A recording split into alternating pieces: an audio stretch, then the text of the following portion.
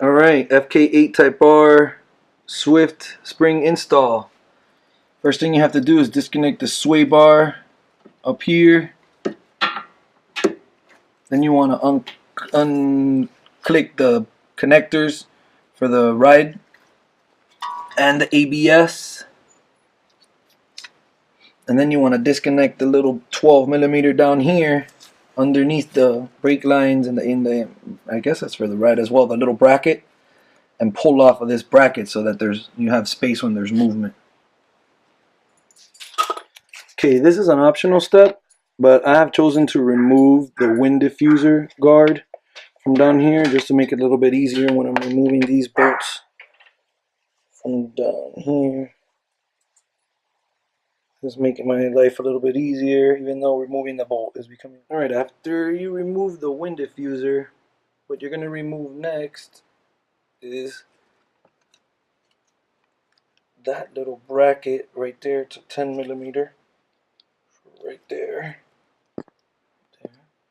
You're going to remove that bracket, and then you're going to loosen this little tie rod right here in the front. So I'm going to go ahead and remove those now.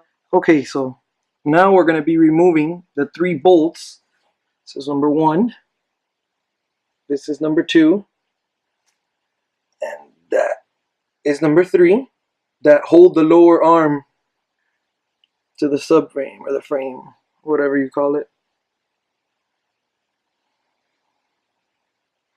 By removing those, it gives this the amount of play needed so we can slide everything down from up there and bring out the stock suspension. Alright, so in order to remove this last 3rd bolt, you see it there, okay, I was forced to jack up the suspension, so we just used a little jack with a block of wood, put it right there under the arm, jack it up to relieve the pressure, and then slide something in there and try to squeeze the bolt out. So after we released the bolts for the arm, we had to release the 2 pinch bolts located here and here, and then we removed the 3 bolts at the top of the strut mount located under the hood right there. You wiggle the suspension, this goes down, and the suspension comes out through the front. Using a spring compressor, you compress the stock spring, remove the cap. Once you remove the cap, you're going to want to cut a piece of the bump stop. We're going to insert that image here, okay?